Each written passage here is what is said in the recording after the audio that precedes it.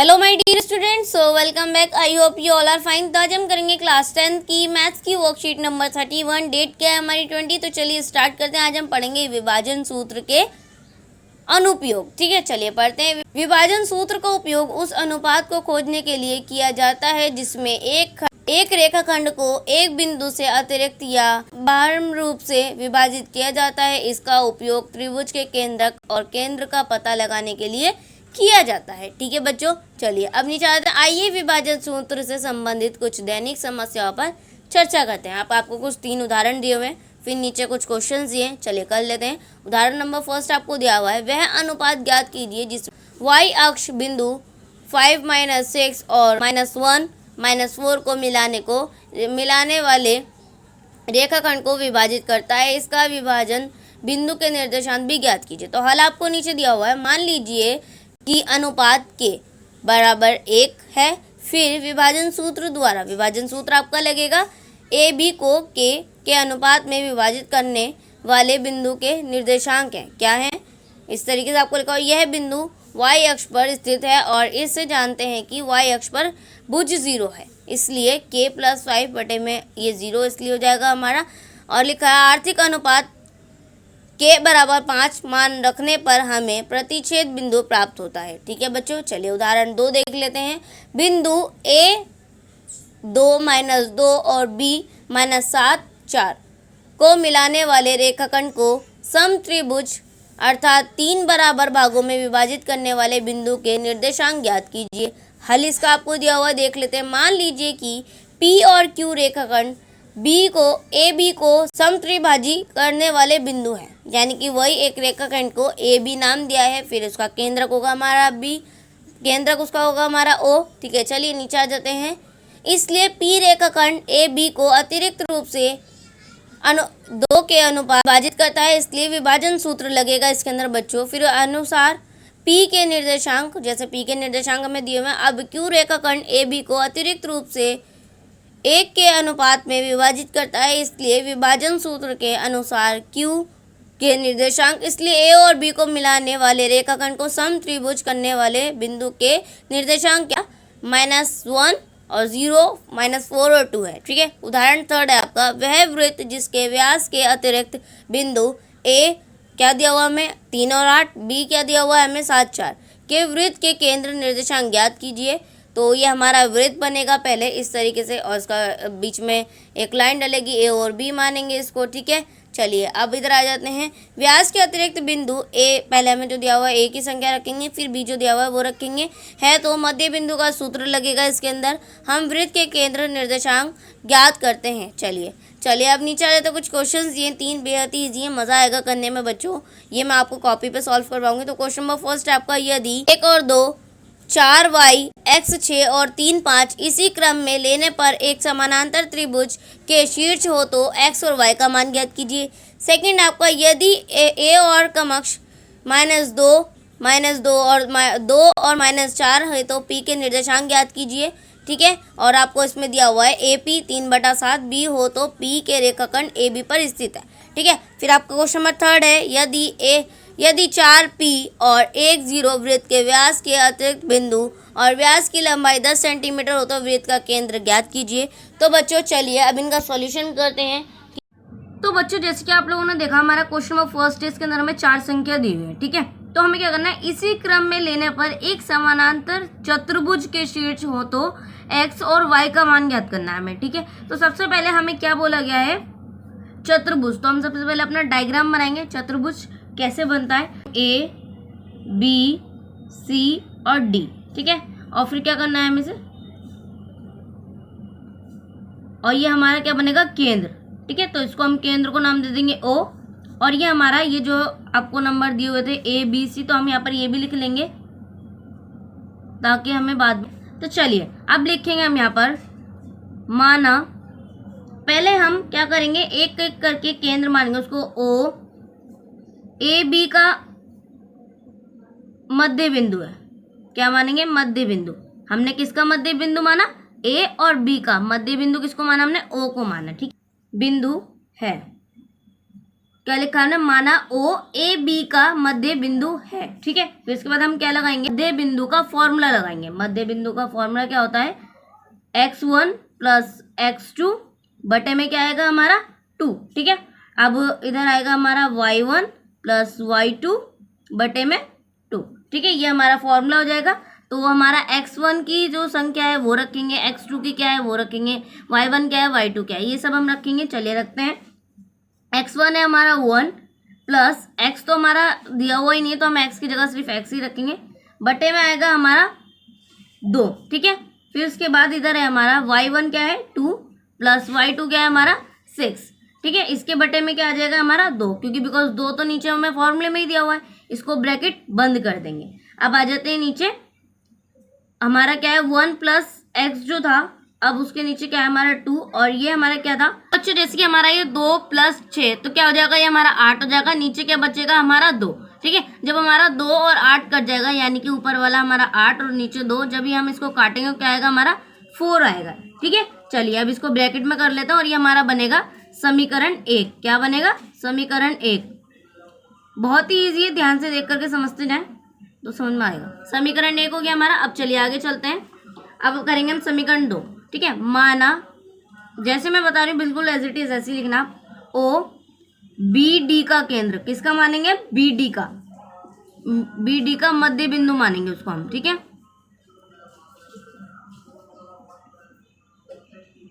मध्य बिंदु है। ठीक है, फिर उसके बाद हमारा इसी तरीके से हम मध्य बिंदु का फिर से फॉर्मूला लिखेंगे, लेकिन हम बार बार फॉर्मूला नहीं लिखेंगे, फॉर्मूले की जगह जो हमारी डिजिट्स हैं उसकी वही पुट कर देंगे। तो 3 + 4 बटे में हमारा 2 था, वही रहेगा फॉर्मूले में। ठीक है, फिर इधर 5 + y। ठीक है, y की कोई संख्या नहीं दी हुई, तो y की जगह y ही आएगा।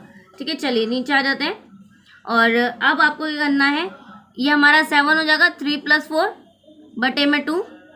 ठीक है, और ये हमारा 5 + y तो एज इट इज ऐसा ही रहेगा, उसके नीचे आएगा हमारा 2, बिकॉज यहाँ पर हमें कोई y की संख्या नहीं दी हुई। ये बन जाएगा हमारा समीकरण 2।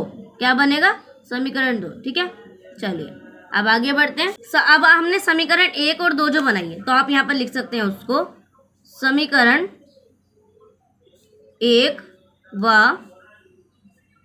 2 से। ठीक है, इस तरीके से आप एक स्टेटमेंट लिख देंगे।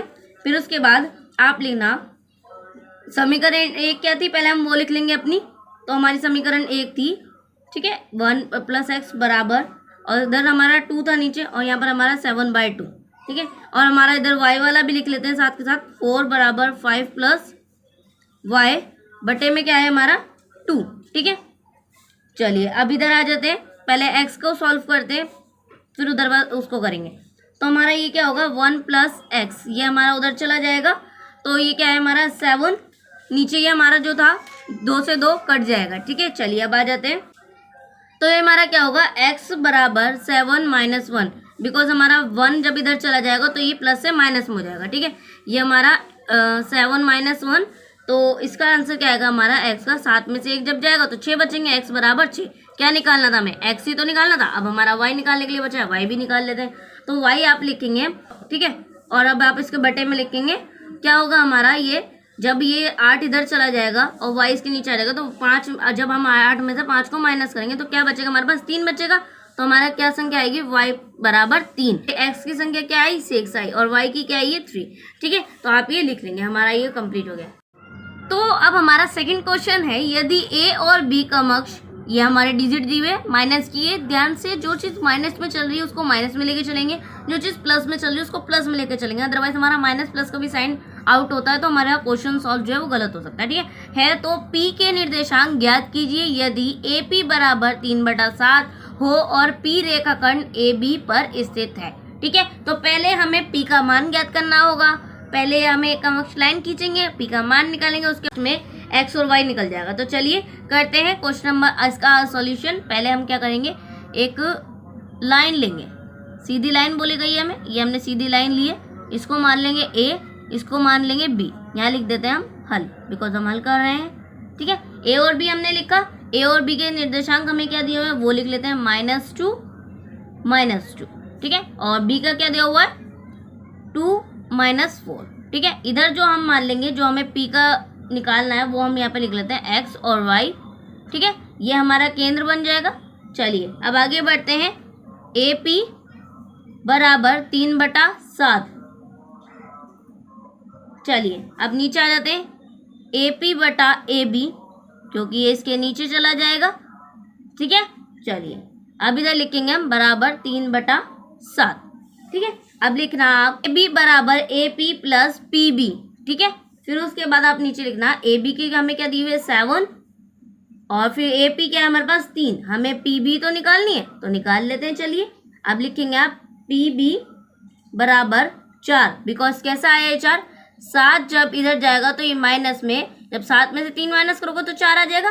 4 हमारा PB का मान निकल गया। ठीक है, चलिए अब आगे करते हैं। अब इसके अंदर हम फॉर्मूला पुट करके अपने x और y जो हमें निकालना है वो निकालते हैं। पहले देखो हमें इसके अंदर संख्या दी हुई है, पहले वो लिख लेते हैं। M1 3 दिया हुआ है हमें, M2 हमारा 4 रहेगा, x1 हमारा -2 रहेगा, और x2 हमारा 2 रहेगा, y1 हमारा -2, y2 हमारा -4। या ये मैंने क्यों लिखा बच्चों, ये मैंने सारी संख्या इसलिए लग दी कि हमें किसका मान क्या है पता होना चाहिए। M1 का क्या है 3 है, M2 का क्या है 4 है, x1 का क्या है -2। तो बाकी हमें फिर वापस क्वेश्चन में नहीं जाना पड़ेगा देखने के लिए, है ना। मैंने इसलिए आपके लिए इजीली हो जाए इसलिए लिख दिया। तो फॉर्मूला लिखते हैं सबसे पहले। क्या फॉर्मूला होता है, x बराबर M1 × 2, और इसके बाद आप लिखेंगे प्लस लगेगा हमारा M2 x1। ठीक है, अब आपका बटे में क्या आएगा यहाँ पर M1 प्लस M2। ठीक है, चलिए अब y का भी लिख लेते हैं। y बराबर M1 y2 plus M2 y2 y1। ठीक है, चलिए अब बटे में क्या आएगा हमारा M1 प्लस M2। चलिए अब इनका सॉल्यूशन करते हैं। पहले हम वैल्यू पुट करेंगे, क्या है हमारी x की जगह तो x ही रहेगा। M1 हमारा क्या दिया हुआ है हमें 3, उसके बाद हमारा x2 जो है वो 2 रहेगा, फिर उसके बाद हमारा प्लस में M2 क्या है 4, और 1 क्या है हमारा यहाँ पर -2 आ जाएगा। ठीक है, चलिए अब नीचे आते हैं। जो हमारा M1 और M2 जो हमें लिखनी है वो है हमारी M1 हमारी 3 है, M2 हमारा 4 है। चलिए अब y की भी पुट कर लेते हैं। तो इसमें आएगा हमारा y बराबर M1 क्या है हमारा 3 मल्टीप्लाई बाय हमारा y2 क्या है -4, प्लस रखेंगे आप यहाँ पर, फिर उसके बाद M2 है हमारा 4 और y1 है हमारा -2। ठीक है, चलिए अब आ जाते हैं नीचे। M1 क्या था हमारा 3 और M2 क्या है हमारा 4। चलिए अब ये हमारा हो गया, यहाँ पर वैल्यू पुटअप हो गई है। चाहे तो आप देख सकते हैं हमें M1 की संख्या क्या दी हुई है 3 दी हुई है, x2 की संख्या क्या दी हुई है हमें 2 दी हुई है। ठीक है, चलिए अब नीचे आ जाते हैं। अब लिखेंगे आप x बराबर, ये हमारा मल्टीप्लाई हो जाएगा 3 2 जा 6 आ जाएगा। ठीक है, चलिए हमारा यहाँ पर 4 2 जा 8। ठीक है, माइनस से बिकॉज माइनस में ही रहेगा, और अब नीचे ये हमारा 7 आ जाएगा, 3 + 4 7 आ जाएगा। चलिए अब इधर आ जाते हैं, कर लेते हैं। अब ये हमारा होगा 3 4 जा 12। पहले हम यहाँ पर लिख लेते हैं y बराबर 3 4 जा 12 माइनस यहाँ पर हमारे 4 2 जा 8 माइनस में आएगा बिकॉज यहाँ पर माइनस का चिन्ह है हमारा, निशान है। तो अब हमारा नीचे क्या रहेगा 7, बिकॉज इन दोनों को प्लस करेंगे तो 7 आ जाएगा। चलिए अब x बराबर यहाँ पर क्या होगा हमारा 8 में से 6 जाएगा, 2 हमारा -2/7, और इधर हमारा रहेगा -20/7। यानी कि दोनों हमारे माइनस के में थे तो हमारे माइनस का ही चिन्ह चलेगा, क्योंकि बिकॉज जो है प्लस है माइनस है वही लेकर चलेंगे हम। ये माइनस का हमारा x की संख्या निकल गई -2/7, y के निकले -20/7। ठीक है, तो बच्चों अब हमारा क्वेश्चन नंबर 3 है। यदि 4p ये जो हमें डिजिट दिए हुए वृत्त के ऊपर पढ़ेंगे। ठीक है, वृत्त के व्यास के अंत बिंदु हैं तो व्यास की लंबाई 10 सेंटीमीटर हो तो वृत्त के केंद्र ज्ञात कीजिए। ठीक है बच्चों, तो हमें वृत्त का केंद्र ज्ञात करना ही, आपका उदाहरण नंबर जो 3 था एज इट इज उसके जैसे ही होगा। तो चलिए करते हैं सोल्यूशन इसका। आप लिखेंगे आंसर नंबर 3। पहले हम बनाएंगे यहाँ पर एक वृत्त ऐसे करके, और इसके बीच में डालेंगे एक रेखा, ये हमारा पॉइंट हो जाएगा केंद्र। ठीक है P। चलिए इसको मान लेंगे हम x और y। अब बाहर जो है ये हमारा B पॉइंट है, ये हमारा A पॉइंट है। अब जो हमें डिजिट दी हुई है वो लिख लेते हैं। ठीक है, और B की क्या है हमारी 0। चलिए अब नीचे आ जाते हैं, लिखेंगे AB बराबर 10 सेंटीमीटर। ये हमने क्यों लिखा, बिकॉज हमें क्वेश्चन में दिया है, ये दिया हुआ 10 सेंटीमीटर लंबाई है। चलिए अब नीचे आ जाते हैं। हम दूरी का सूत्र लगाएंगे यहाँ पर। तो ए बी बराबर, दूरी का सूत्र क्या होता है बच्चों, पता होना चाहिए आप लोगों को। सारे सूत्र आप एक साइड में लिख करके रखें बिकॉज ये चैप्टर आपका इंपॉर्टेंट है। x2 माइनस x1, ये हमारा y2 माइनस y1, सबके ऊपर पावर है, इसके ऊपर भी और इसके ऊपर भी, ठीक है। चलिए वैल्यू पुटअप करेंगे। तो हमारा ए बी जो है, ए बी की जो संख्या है वो पुटअप करेंगे। पहले ए बी क्या है हमारा 10 है, ठीक है। फिर x2 क्या है हमारा, यहाँ पर हमें दिया हुआ है 1। फिर उसके बाद x1 जो हमें दिया हुआ है वो है यहाँ पर हमारा 4। इनकी पावर लगाएंगे ऊपर, दी हुई है क्योंकि हमें फॉर्मूले में, बिकॉज अब यहाँ पर y2 क्या है हमारा 0 और y1 क्या है हमारा p, ठीक है। चलिए अब आ जाते हैं आगे, बराबर। फिर उसके बाद हमारा यहाँ पर रहेगा -4 और इसकी पावर 2, प्लस में हम o और जो p हमारा चल रहा है 0 और p, उसको हम एज इट इज लेकर चलेंगे, ठीक है। चलिए अब इसको हम कर लेते हैं p2। उसके बाद हमारा 100 माइनस 9, ये इधर जाके बिकॉज हमारा माइनस का हो जाएगा बच्चों, ठीक है। और ये p2 हमारा ऐसे ही रहेगा। चलिए अब p2 बराबर, p2 इधर हमारा p जो है वो इधर आ जाएगा 91, बिकॉज इसमें से 100 में से हमने 9 माइनस करा तो 91 बचा हमारा। तो हमारा क्या आया, p की वैल्यू 91। हमारा केस 1 और केस 2 के हिसाब से हम इसको सॉल्व करेंगे। पहले हम केस 1 के हिसाब से देखते हैं। तो केस 1 लिख देंगे आप, यहाँ पर लिखिए 1, ठीक है। और यहाँ पर आपका क्या है 1। चलिए अब लिखेंगे आप मध्य बिंदु का सूत्र लगाएंगे हम, मध्य बिंदु का सूत्र। मैं आपको नाम भी बता रही हूँ कौन सा सूत्र लग रहा है, ये बात ध्यान रखिएगा आप कहाँ कौन सा सूत्र लगता है। x1 प्लस x2 बटे में क्या था हमारा 2, और इधर हमारा y1 प्लस y2, ठीक है, बटे में क्या है हमारा 2। दोनों के बटे में 2 2 ही रहेगा, ठीक है, फॉर्मूले में ये बिकॉज। चलिए अब x1 x2 क्या है हमारा, उसकी संख्या वैल्यू जो हम पुटअप कर लेते हैं। चलिए x1 क्या है हमारा 4 प्लस x2 क्या है हमारा 1, बटे में 2 ही रहेगा हमारा। फिर उसके बाद इधर हमें दिया हुआ है y1 क्या है हमारा 91 और प्लस 0। चलिए अब नीचे आ जाते हैं, ये इसके नीचे हमारा 2 ही रहेगा, इसको ब्रैकेट बंद करते हैं। आगे अब देखते हैं, जब हमारा 4 और 1 प्लस होगा तो 5 हो जाएगा बच्चों, ठीक है। और नीचे बटे में 2 ही रहेगा। और अब इधर 91 में 0 तो प्लस होगा, कुछ होगा नहीं फायदा, तो अब यहाँ पर लिखेंगे आप 91 बटे में 2, ठीक है। चलिए अब आ जाते हैं आगे, अपना केस 2 देख लेते हैं। चलिए ये हमारा प्लस में आया बिकॉज बच्चों यहाँ पर माइनस का निशान नहीं है, अब ये हमारा प्लस में आया। चलिए अब एक और केस 2 से देखते हैं इसको। केस 2 में क्या आता है इसका आंसर, जो हमने वैल्यू वहां पर रखी थी वही एज इट इज रखनी है, हमें कुछ चेंजिंग नहीं करना, ठीक है, इस तरीके से। तो फिर आप इसको करेंगे 4 प्लस 1 हमारा बटे में तो 2 ही था, अब यहाँ पर हमारा माइनस का 91 है, ठीक है। फिर इसके बाद हमारा प्लस 0 और बटे में हमारा 2, ठीक है। चलिए अब ये हमारा प्लस हो जाएगा 5, नीचे 2, वही वाली संख्या आएगी जो पहले रही थी। फिर इसके बाद हमारा 91 2, ये बच्चों माइनस में है हमारा, देख सकते हो आप 91 हमारा माइनस में आया बिकॉज हमारी संख्या यहाँ पर माइनस में थी। तो ये हमारा आंसर तो सेम आया बिकॉज वहाँ पर प्लस में आया, यहाँ पर माइनस में आया, बस ये फर्क है, ठीक है बच्चों। तो आई होप आप लोगों को समझ में आ गया होगा। तो बच्चों आई होप आप लोगों को वर्कशीट समझ में आई होगी। मैंने आपको तीनों क्वेश्चन का सॉल्यूशन करा दिया है। इसी तरीके से आपने बस क्या है, माइनस का जो हमारा साइन होता है एंड प्लस का जो होता है ये आपको ध्यान में रखना है। फॉर्मूलाज आपको ध्यान में रखना है, मध्य बिंदु का फॉर्मूला कौन सा है, ठीक है, और वृत्त का फॉर्मूला कौन सा है। बच्चों ये चीज़ अगर आप ध्यान रखते हैं तो आपके क्वेश्चन एकदम आसानी से सॉल्व हो जाएंगे। एंड आई होप आप लोगों को वर्कशीट समझ में आ गई होगी। सो प्लीज़ चैनल को सब्सक्राइब करना मत भूलिएगा और बेल आइकन को भी प्रेस कीजिएगा। तो चलिए मिलते हैं नेक्स्ट वीडियो में, तब तक के लिए take care and good bye.